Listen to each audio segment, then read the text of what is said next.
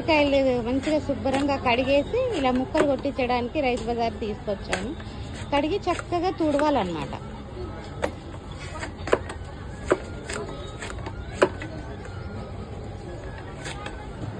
అల్లంని కూడా మనము చక్కగా కడిగేసి తుడుచుకొని ముక్కలు ఇలా కొంచెం ఆరబెట్టేసుకోవాలి. వెల్లుల్లిని కూడా పొట్టు తీసి పెట్టుకోవాలి. ఇవి రెండు ముద్ద చేసుకుంటాను. ఇది అప్రాక్సిమేట్గా 4 గ్లాసుల ముక్కలకి 1/4 కప్ అన్నమాట. 1/4 కప్పు వెల్లుల్లిపాయలు తీసుకోవాలి. అలాగే అల్లం కూడా మనం కొంచెం మోతాదులో మనకు అది కూడా ఒక పావు మందం తీసుకోవాలి. అల్లం పావు, వెల్లుల్లి పావు. ఇది 8 గ్లాసులు కాయలకి.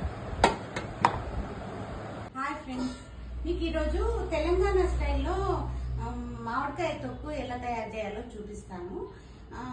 ఈ మామిడికాయలు మీడియం సైజ్ మామిడికాయలు తీసుకొని చక్కగా శుభ్రంగా కడిగేసి తుడిచి పెట్టుకోవాలి.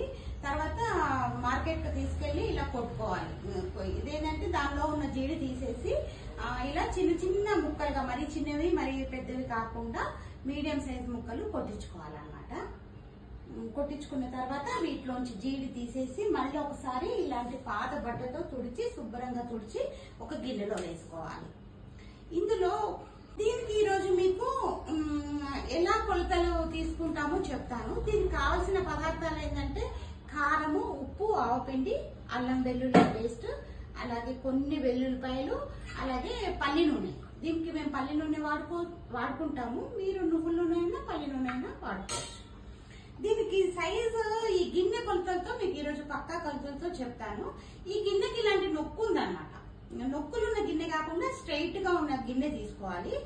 4 కప్పులకి గిన్నెతో ఎలా కొలుచుకోవాలో చెప్తాను నేను. ఇది తీసుకుంటున్నాను. దీనికి ఇలా స్ట్రైట్ ఉంది కాబట్టి ఈ గిన్నెతో కొలుచుకుంటాను. 4 కప్పుల మామిడికాయ ముక్కలకి కొలత. దీనికి 3/4 సిగ్గొట్టి ఉప్పు తీసుకోవాలి.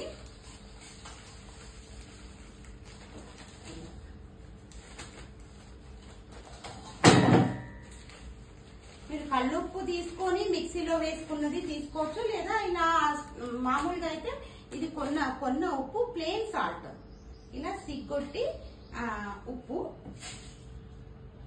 అలాగే 3 మ్యాంగోస్ కారము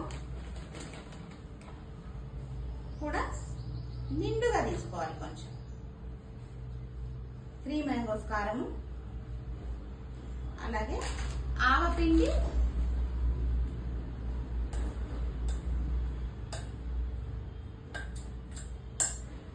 ఆవపిండి 3/4. దీన్ని మనం కలిపేద్దాం. ఇది 4 కప్పుల ముక్కలకి కొలతలు అన్నమాట. అలాగే 2 కప్పుల పల్లి నూనె. ఇది మేము కాకబెట్టి వేస్తాము. మీకు తర్వాత చూపిస్తాను ఎలా చేయాలో. అలాగే 1 స్పూను పసుపు వేయాలి. 1-1.5. దీన్ని మంచిగా కలపాలన్నమాట.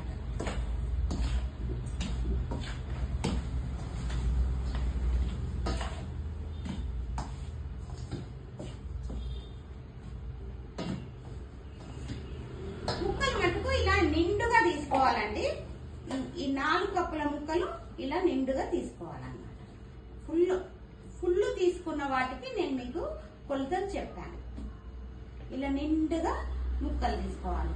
నిండుగా తీసుకున్న వాటికి సిగ్గొట్టి వీటి కొలతలు కారము, ఉప్పు, ఆవపిండి. అలా దీంతో 2 కప్పుల నూనె వేయాలన్నమాట. దీని కొలత. ఈ ముక్కలకి కొంచెం ఒక 2 టేబుల్ స్పూన్స్ నూనె వేసి కొంచెము నూనె పట్టించాలి ముందుగా. ఇలా ముక్కలకు నూనె పట్టించి పెట్టుకోవాలి. ఇందులో 2 నిండా స్పూన్ల మెంతిపిండి వేస్తున్నాను. అలాగే అల్లం వెల్లుల్లి ముద్ద కూడా 1/4 కప్పు అల్లం వెల్లుల్లి ముద్ద వేయాలి. ఇది నూనెలో వేస్తాను నేను, మీకు అప్పుడు చూపిస్తాను. మా అమ్మగారండి, మా అమ్మగారి పర్యవేక్షణలో నేను చేస్తున్నాను. పచ్చళ్ళు అంటే భయమే. 4 కప్పుల ముక్కలకి 2 కప్పుల నూనె వేయాలి. ఇలా 3/4 కొంచెం 3/4 వేస్తున్నాను. ఈ కాస్త నూనె వేయకపోతే పచ్చళ్ళు బాగుండవు. ఆల్మోస్ట్ 4 కప్పుల నూనెకి 4 కప్పుల ముక్కలకి 2 కప్పుల నూనె. దీన్ని మనం ఇప్పుడు కాగబెట్టేద్దాము. తెలంగాణ వాళ్ళు కొంచెం నూనెను కాగబెట్టేసి అందులో జీలకర్ర, ఆవాలు, పోపు వేసి, ఇంగువ వేసి, అల్లం వెల్లుల్లి ముద్ద గోరువెచ్చగా అయినాక వేస్తారు. మీకు అదే ప్రొసీజర్ చూపిస్తున్నాను.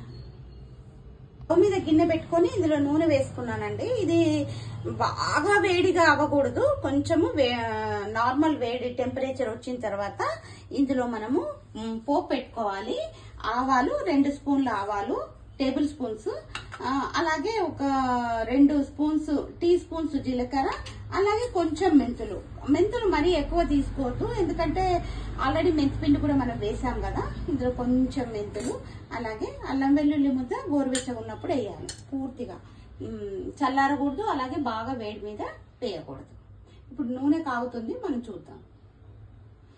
ఇంగువ అవసరం లేదండి. ఇందులో అల్లం వెల్లుల్లి వేస్తే మేము ఇంగువ వేయము. ఆ బెల్లం ఆవకాయలో ఇంగువ వేస్తాను. నూనె కాగింది. ఇందులో నేను ఫస్ట్ మెంతులు వేస్తున్నాను, అలాగే ఆవాలు,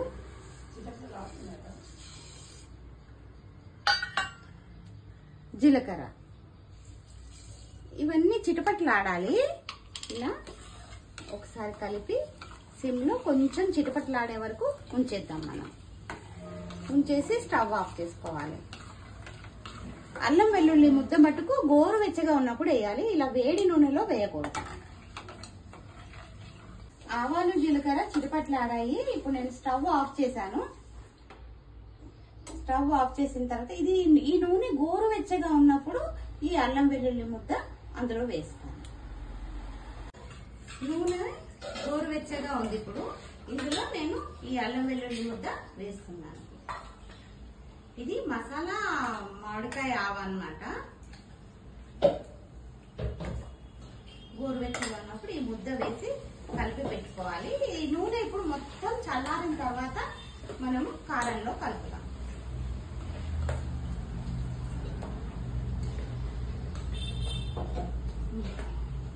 ఈ ఉప్పు, కారం, ఆవపిండి కలిపిన ఈ మిక్స్చర్ ని ఇందులో ఈ ముక్కలు ఇందులో వేసి దొర్లించాలన్నమాట. దొర్లించుకుంటూ ఈ తట్టలో తీసి పెట్టుకుందాం.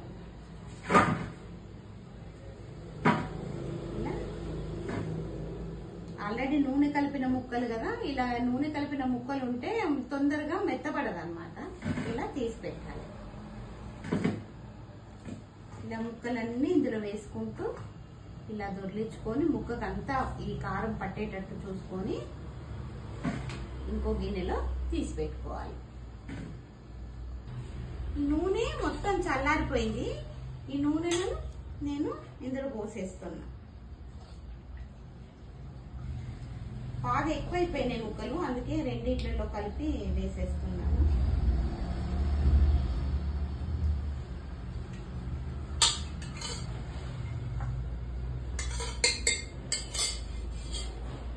చక్కగా ఇప్పుడు అంతా కలిపేసేయాలి చేతితో. ఇలా అడుగు నుంచి నూనె అంతా కలుపుకొని పెట్టుకోవాలి. అలాగే ఇందులో కూడా ఈ మసాలా ఆవ తినడానికి చాలా బాగుంటది. ఇది తెలంగాణ స్పెషల్. కొంతమంది ఉత్త వెల్లుల్లిపాయలు వేసుకుంటారు, మేమైతే ఇలా ముద్ద వేస్తాము. మళ్ళీ రేపు కాకుండా మరుసటి రోజు, ఎల్లుండి 3వ రోజు అన్నమాట, మళ్ళీ ఒకసారి కలిపి అప్పుడు జాడీలో తీసి పెట్టుకోవాలి. ఇవాళ అయితే టేస్ట్ ఉండదు, ఎల్లుండే వరకు మంచిగా చక్కగా మంచి టేస్ట్ వస్తుంది. మీరు కూడా ఇలా చేసి పెట్టుకోండి మామిడికాయ పచ్చడి. మంచిగా కలుపుకున్న తర్వాత గట్టిగా ఇలా ఒత్తాలన్నమాట. ఒత్తేసి ఇలా మూత పెట్టాలి. ఎల్లుండి మళ్ళీ ఒకసారి కలుపుకుందాం. మామిడికాయ ఆవ రెడీ. ఇలా ఆవబెట్టిన దాంట్లో వేడన్నం వేసేసి ఇలా కొంచెం నెయ్యి పోసుకోవాలి. నెయ్యి వేసుకొని కాలుతుంది. ఈ అన్నం తింటే ఉంటుంది. ఇవాళ అంత పులుపు ఎక్కదు. ఇలా మీతో మాట్లాడుతుంటేనే నోట్లో నీళ్లు ఊరుతున్నాయి. ఎల్లుండి అయితే ఈ ఆవ కొంచెం పులుపు ఎక్కుతుంది. ఇవాళ పులుపు ఎక్కదు. ఉప్పు కారం సరిపోయిందా లేదా చూడాలనుకుంటే ఈ ఆవ తినాలన్నమాట. చెయ్యి కాలిపోతుంది. మీరు ట్రై చేస్తారని నేను ఆశిస్తున్నాను. కాలుతుంది. మూడో రోజు మనము తీసి కింద నుండి కలపాలన్నమాట. ఇలా నూనెంతా పైకి తేలుతా ఉంటుంది. మనం అడుగు నుంచి కలిపి ఈ జాడీలో గాజు సీసాలో పెట్టుకుందాం. చూడండి మామిడికాయ పచ్చడి ఎంత కలర్ఫుల్గా టేస్టీగా ఉంటుందో. మీరు ట్రై చేసి చూడండి.